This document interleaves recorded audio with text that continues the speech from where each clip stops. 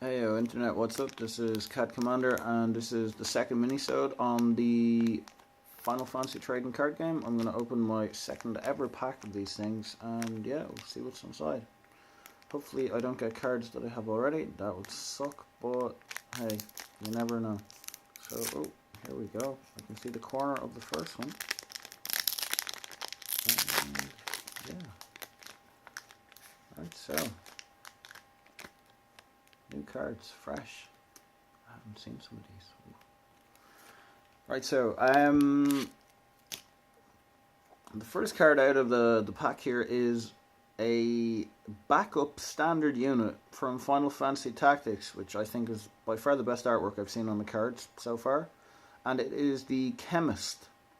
And he is Ice Element, and he has the crystal value of 2. And yeah, he looks pretty cool there.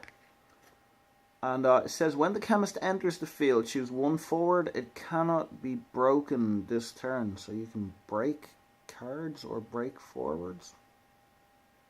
I don't know.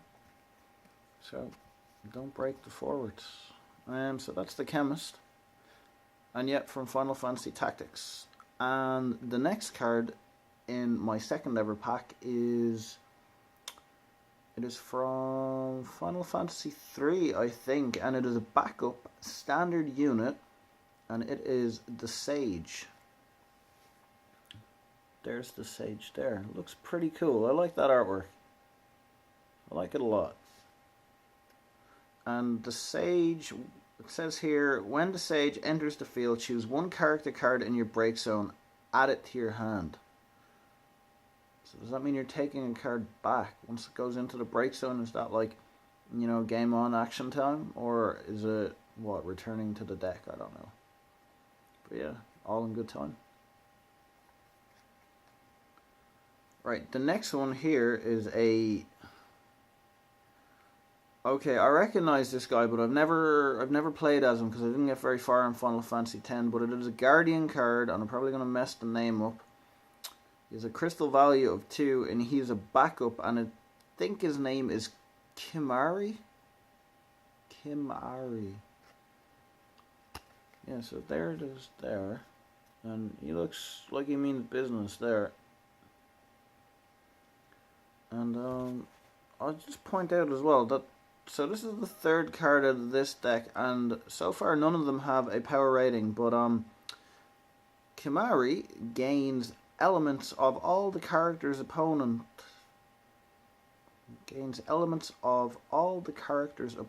controls except light and dark. Okay, in addition to that, he's quite muscly and he's got like a halberd axe. So yeah, he looks pretty cool. Not bad. I didn't play much of Tendo. I got maybe an hour into it, and for whatever reason I stopped playing it. It's not because it was a bad game, it's just at the time I wasn't really focused on it, so. But there you go.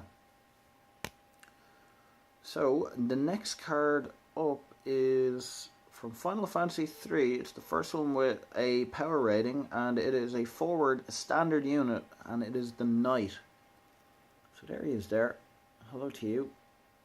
And yeah, when the forwards forming a party with Knight don't receive any damage. So that's pretty cool. Not bad at all. Now the element is dark blue. It's the first time I've seen that, and I think it might be water. I'm not sure. We'll find out later. But yeah, the Knight card. Okay, so that's pretty cool. Next up is from Final Fantasy Tactics. It is a backup standard unit, and it is the Geomancer. And there it is there. With a crystal value of 2, much like the Knight card previous. And it says here, look at the top card of your deck. You may place the card at the bottom of your deck. Okay. So you can employ a bit of strategy there using the Geomancer. And I've never played Final Fantasy Tactics, not yet. It is a game definitely on my radar to play at some stage, as I'm more of a retro gamer than a modern gamer. I try to mix it up between the two, but yeah, I will go back at some stage and acquire Final Fantasy Tactics and play it. So yeah, I'll eventually learn what all these characters do and who they are and their significance and relevance. So yeah. Oh, so I'm getting a lot of Final Fantasy Tactics cards here. I don't presume that they're the most common cards in the collectible card game here, but next up, with a crystal value of 2, and it is the yellow element, which I still don't know what that is yet, and it is a forward standard unit, and it is the Mystic. So there is the Mystic there in all of its glory, and it's got a power rating of 3000, and it says here, put 1 backup into the break zone. Mystic gains plus 3000 power until the end of the turn. Okay. And that artwork, I think, looks pretty cool. I like that character design.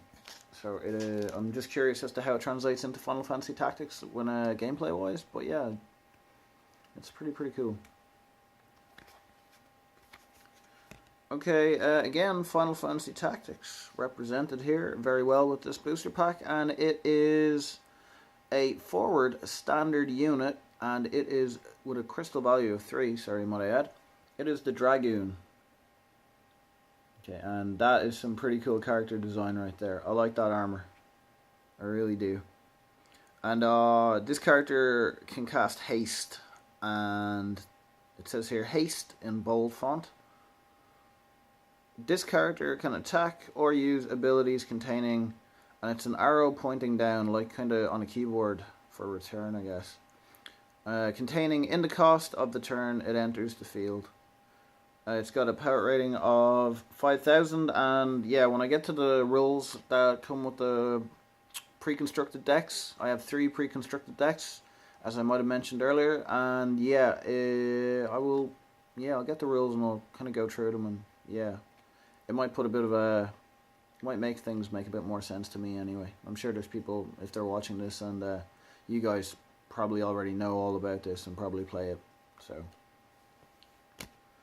Okay, so Final Fantasy Tactics isn't represented now, but it is a very shiny card, and it is gorgeous, I have to say, as cards go, and it is from Final Fantasy VII, and it is Yuffie, with a crystal value of 3, and that is some fun. I don't know, yeah, you can kind of make out the speckled shininess. It's kind of cool. It's like, I don't know, like the skin of an orange kind of thing. It's got that kind of texture, but very impressed with that card.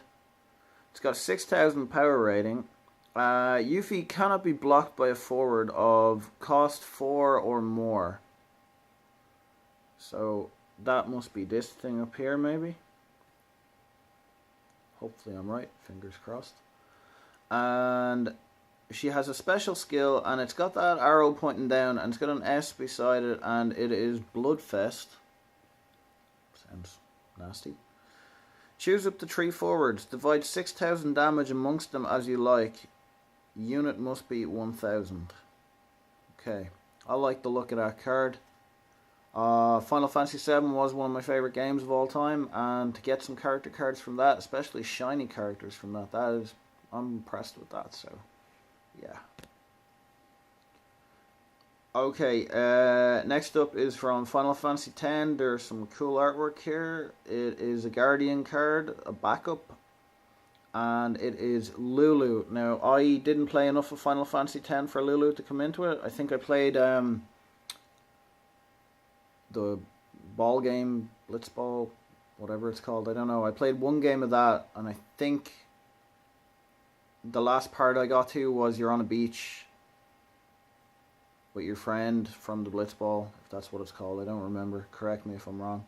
And yeah, I think that was about as far as I got in that game. So I didn't meet Lulu as a character, I don't think, or if I did, she didn't make a very good impression on me at the start. So Lulu says here, the lightning forward you control gain plus 1000 power. So there you go.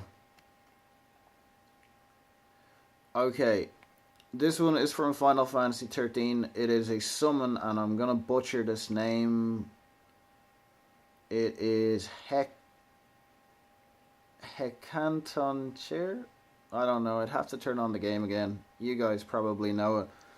With a crystal score or value of 3, there it is there. And I don't remember that character's name that is riding on its back, but that character really, really annoyed me in that game. Again, I played Final Fantasy 13 with the sound down, and the last summon that I got in the game was this one. I don't know if there was any more, but I remember fighting this battle and then going into the open world part of the game, and yeah, around the 42, 44 hour mark, I've stopped playing it, and I haven't touched it in a few years. So yeah, this summon allows you to choose one backup of cost 3 or more and break it. Okay. There's more of that breaking cards again.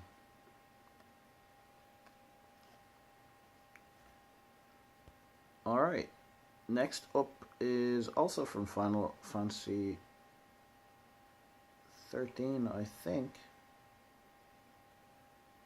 Yeah, it looks like 13. And with a power value of 7,000, it is a forward and a Nora. And I think it's huge. Again, correct me if I'm wrong, if I'm pronouncing the names wrong. It's always funny when I hear other people pronounce stuff. But yeah, if I'm making you laugh or I'm annoying you, please just say it in the comments below, and I will go back to the cards and correctly say the names eventually. I'll go back and play the games. So yeah, there is a crystal value of 3 there. And when huge enters the field, I'm saying it like I'd say Eugene maybe. But when huge enters the field, draw 1 card, then place 1 card from your hand at the bottom of your deck. So similar to the Geomancer perhaps. And the last card in this deck is pretty cool looking. It's like some sort of demon thing here, and again I think it's from the first Final Fantasy PlayStation Portable Arena Fighter. I'm not going to try and pronounce the name because, yeah, I don't even remember. First of all, I do remember playing the game and thinking it was very cool, but I never got around to playing the second one. But this one is called Chaos, with a crystal value of 2, and the element is grey. I don't know what that is yet. But check this guy out. He looks pretty mean. He looks like he could really do something here. And it is a backup card, and it says God of Chaos. Chaos can be played onto the field even if you control other dark characters. Right, so that element might be dark. You can play 2 or more dark characters onto the field. If Chaos is on the field, Chaos can produce CP of any element. Is that CP? I'm not sure. But yeah, there you go. That was my second pack of the Final Fantasy trading card game. Thank you for watching. I have been Cat Commander. After this bit, you will get my links. Cheers and keep watching. Thank you.